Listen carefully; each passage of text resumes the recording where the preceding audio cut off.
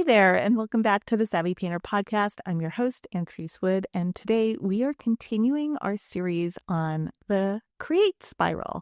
It's a growth path for artists, and it's a framework that I use to help artists move through creative blocks. And the idea behind this framework is that we have a natural way of creating and thinking about our creative process.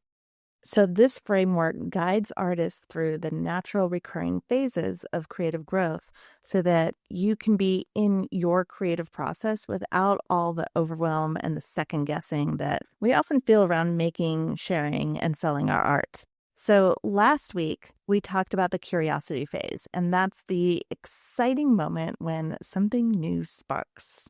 But then what happens after that? What happens is we're super excited to start, usually, right? So we're painting in a rush, or we're just like have all this energy around what it is that we're doing or what we're creating. There's this excitement. There's this really positive energy that we have going into the studio or working on the canvas. And we get partway through and we start to lose focus. Now, that could be on an individual painting for some people. For some people, that's on a series of paintings. You might get 4 or 5 paintings in, or 2 or 3 paintings in, and you start to lose focus.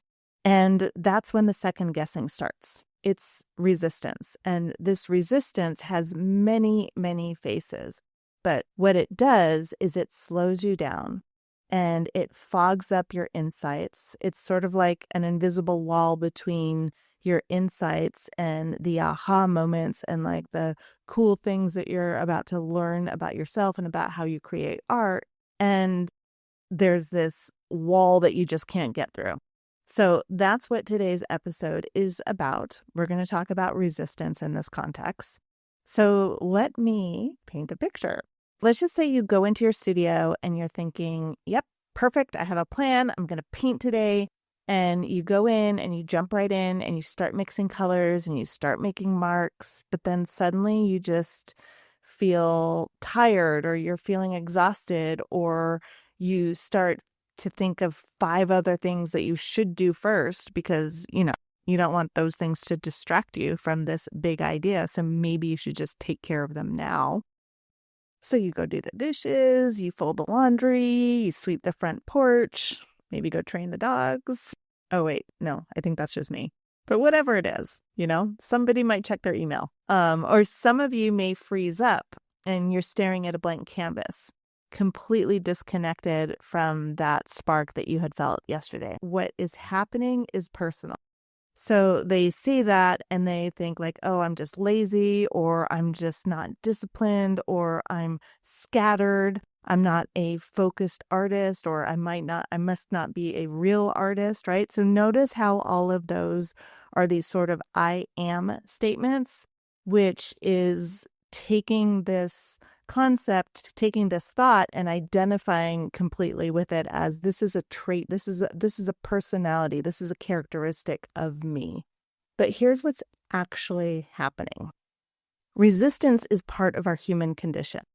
And you'll hear a lot of people say that resistance is one of the ways that our mind tries to protect us, right? So sometimes you hear like, yeah, our emotions, and I say it a lot too, it's true.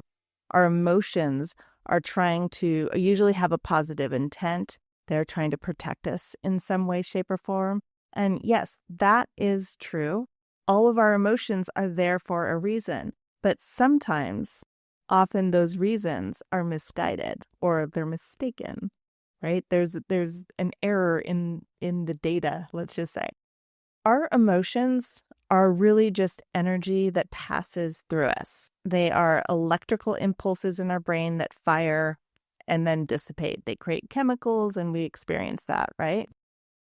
I heard this really, really good explanation the other day that I want to share with you.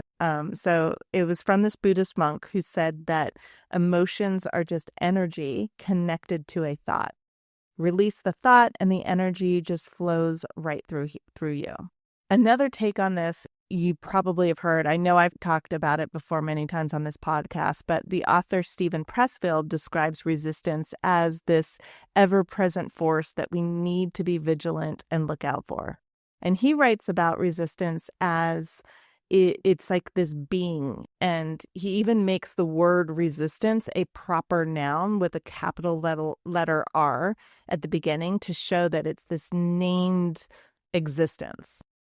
And I absolutely love his descriptions of when resistance shows up, which, to oversimplify what he brilliantly and eloquently wrote about, is basically any time that we try to do anything that improves our lives or it improves the lives of others, resistance is going to show up. Everything from writing a novel, from participating in social change, to eating healthy or working, going after those six-pack abs, resistance is going to come up.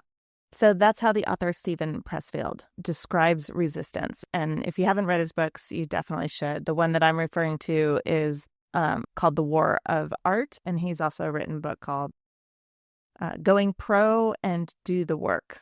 But for the purposes of this podcast, for the purposes of this conversation, I think it's really interesting the way that he describes it and the way that we experience it. Personally, I see resistance as an emotion that we all have.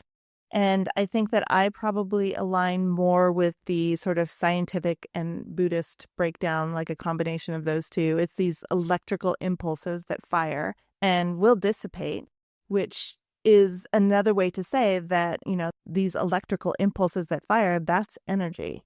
And what fuels this energy are our thoughts about whatever's going on. I love so much what Pressfield has to say about resistance. I would say that I'm probably like in 80% agreement with how he describes it. But what honestly I don't agree with is that it's this outside malevolent force, because that implies that it's an external circumstance that we have little control over. And that's not how it's been in my experience. Plus, I genuinely dislike that it sort of lends to this idea that we're helpless around resistance, which is an idea that I definitely reject. And we're going to talk a lot more about that in this podcast episode. But just, it's interesting to think about different ways of how we experience our emotions, resistance, the one that we're focused on for today, and how that impacts our art practice. Either way, however we describe it, these different perspectives are super helpful, if for no other reason that they depersonalize resistance. So it takes us away from that automatic concept we tend to have that if I'm feeling this or I'm thinking it, it must be true. And it takes us away from the tendency that we sometimes have to label ourselves or to take an emotion and to then turn it into a characteristic. So like, I am lazy, or I am resistant to this, or I am, whatever it is. It takes something that's very, very temporary and it frames it as something that's permanent and outside of our control. So that's what I like about all of these different perspectives. They take it a step back from that really personalized concept that we often have around it. When we're not aware of what we're thinking, or when our unconscious mind holds beliefs that we haven't yet totally verbalized, we often think that this particular resistance is unique to us. And very often we interpret that as something is wrong with me, which is not true. You're just a human being experiencing a very human emotion that all humans experience. And here is where that description from the Buddhist monk comes in. It is energy connected to a thought. And here's what I've learned. That thought isn't about the painting or about being an artist. It's about what the meaning we give to that painting, or the meaning that we give to that self-concept of being an artist. So this is what I meant earlier when I said that resistance has many faces. Steven Pressfield was right when he said that resistance is a shapeshifter. Some of you might be thinking, oh, but this doesn't apply to me anymore because I love going into my studio. I can't wait to get in there to paint. Thank God I don't have to deal with that anymore, right? And what happens is then this resistance, this shapeshifter, turns into something different. Something like, if only I didn't get interrupted so much, or I can't finish this painting because I'm not skilled enough, or I can't show this because it's not good enough. It will never be good enough. Or thoughts like, I just started painting too late in my life. And what happens then is that thought starts to take on its own speed. And if we take, for example, the idea that, oh, I can't finish this painting because I'm not skilled enough, then oftentimes what some people do is they slow down the painting, they stop the painting, or they're like, oh, I need to go take this workshop, I need to go learn this, I need to stop and do this other thing before I can complete this painting. Those are all examples of what we do when we feel this resistance, when we're thinking these thoughts around like, I started painting too late, or I can't finish this painting because XYZ, or galleries don't actually like this kind of art, so what am I even doing here anyway? Or no one is collecting art anymore, not in this era that we're in right now. So what do all of these thoughts have in common? These are all thoughts that we attach to and we make real in our minds. And then our brain interprets them as danger. And the danger that our brain is perceiving is that we're going to have to feel that unbearable negative emotion if you continue on working in this project. If you continue on this painting, there's a very negative emotion that we will experience. And also, if you experience that negative emotion, bad. And oftentimes we're not even aware that these thoughts are going through our head. We're just experiencing them as if it's the truth. And what's amazing about our brain is when we think something like that and we believe it's true, our mind doesn't know the difference. It just believes it's happening. So we know that things will be different if we create this series that we're super excited about doing, if we take that step in our art, if we do that thing that we've been thinking about doing or that we got really excited about doing, that is going to create a change. We're going to have a different outcome by having completed that thing. And even if we don't articulate it in exactly this way, as humans, we don't like change. Change brings with it the possibility that we will be yanked out of our comfort zone. And that's something that our brain just genuinely dislikes, like really, really dislikes.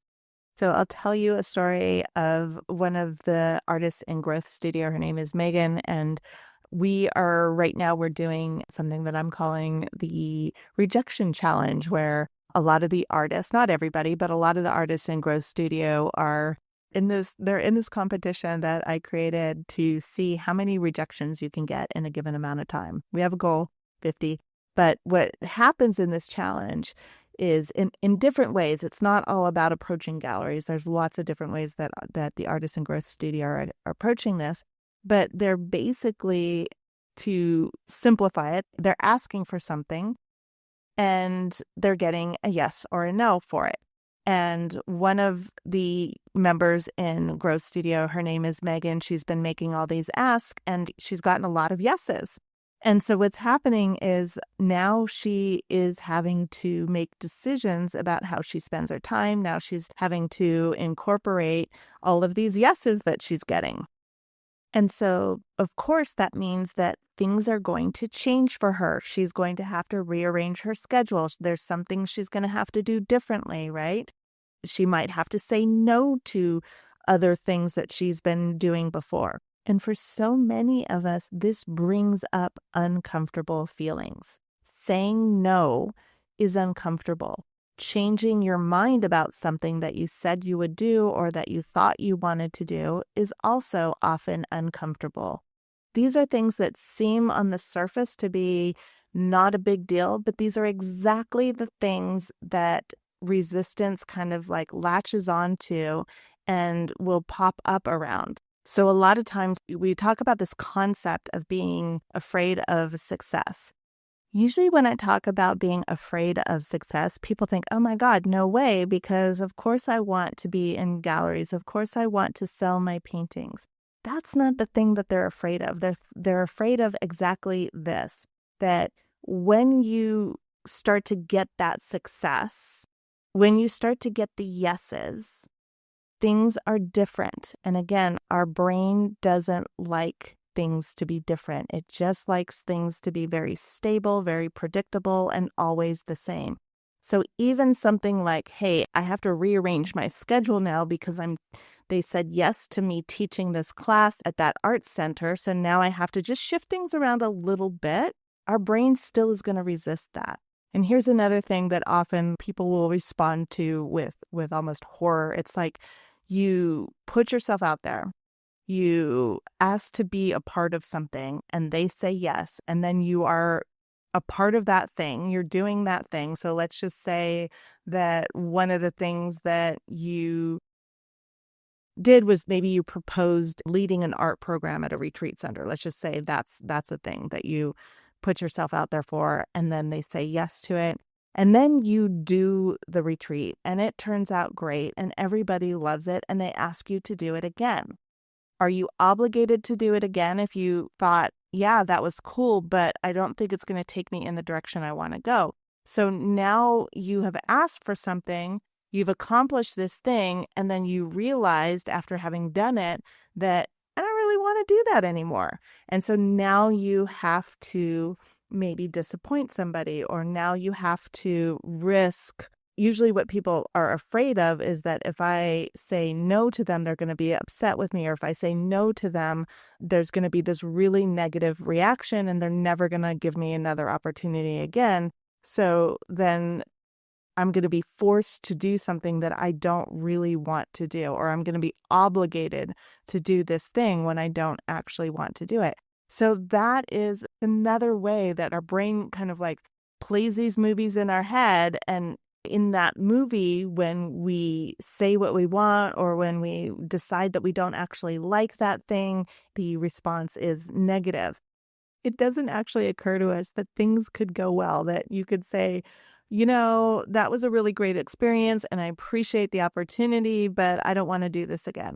We assume that the other party is going to react so negatively. It's kind of funny when you think about it. We don't give ourselves the credit that we will be able to navigate that situation in such a way that we have a conversation with somebody and we say, hey, this was amazing. It was fantastic.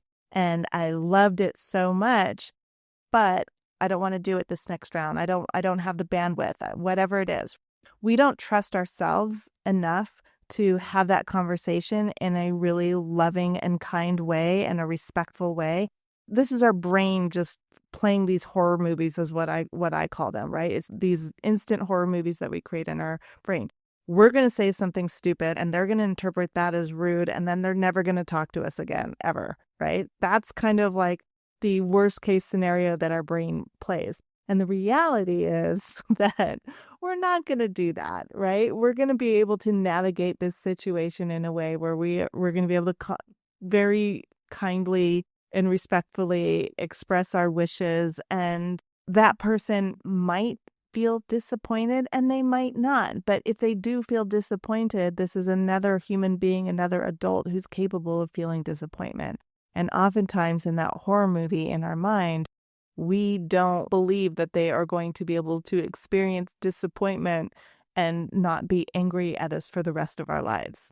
Okay, so I'm painting a very vivid picture of this because that's kind of what happens in our head. And so if that's what's happening in our head, consciously or unconsciously, of course we're going to resist doing things. Of course we're going to resist putting ourselves out there. Of course we're going to say yes to something that we don't actually want to say yes to when we did it the first time and we're like, yeah, I'm done, right? So this is why this whole process is so, so important, because when we see the ways that we are so avoidant of feeling negative experiences, this is where the resistance comes up, because unchecked, these horror movies play out in our mind.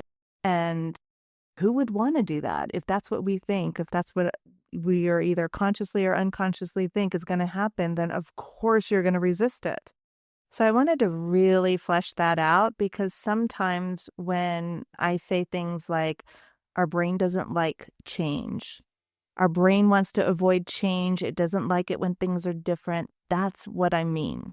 That's kind of what your brain is doing in the background. It's not just I'm eating vanilla ice cream instead of chocolate and suddenly we short circuit. It's not about that. It is these layered movies that we play inside of our head. And that's often why we're afraid of success. That's often why we're afraid of change, is because of all of these things that our brain kind of layers on top of it. And when you slow down that movie a little bit and really consider it, you can see that, oh, when I have time to process this and really think about what I would do in that situation, I trust myself that I can handle it well.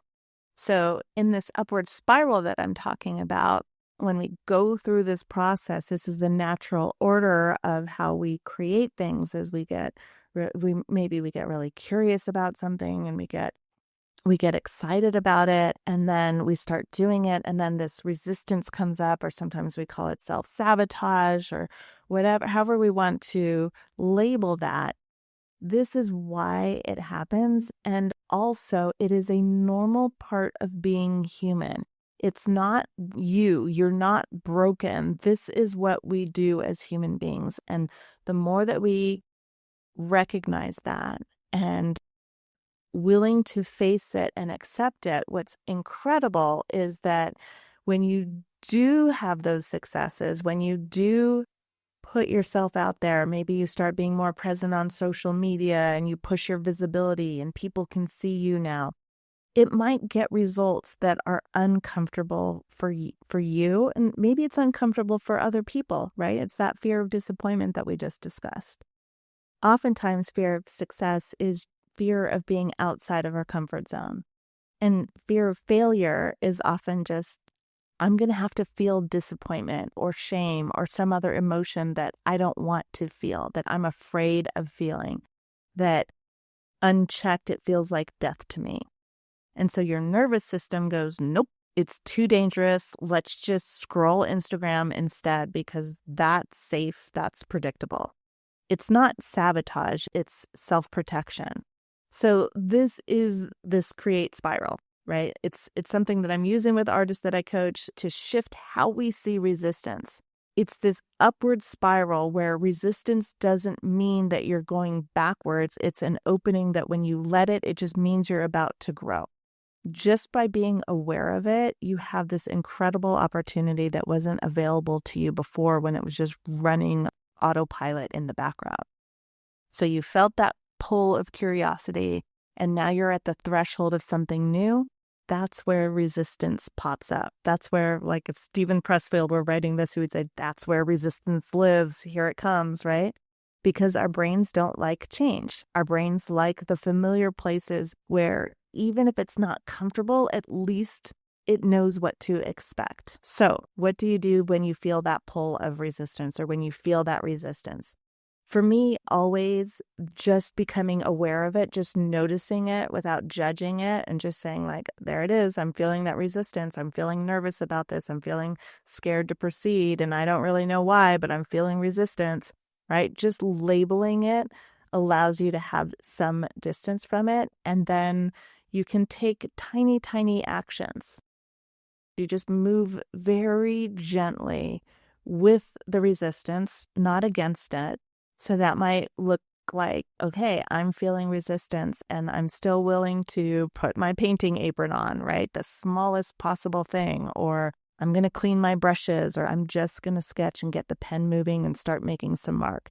These small steps tell your brain, we're safe, we can do this. And over time, the response to resistance softens, which, even if it sounds a little counterintuitive, it means that the resistance itself is going to lessen because you taught yourself by doing this, you taught yourself that you are safe and that you can experience this emotion in a way that leads to growth and insight and not whatever horror movie it is that we like to play inside of our heads. Okay, that's what I have for you today. If this episode resonated with you, if you've been in that space where showing up to the studio suddenly feels different or it feels impossible, I want you to know you are not alone. And also, you are definitely not broken. And if you know another artist or two who might benefit from hearing this, please share this episode with them. Thanks for listening. I will be back next week with the next phase of the spiral experimentation. It's a fun one. and what to do when you get stuck in that messy middle and all of that fun stuff, because that's actually a good sign. Okay, I will talk to you then. Have an amazing week.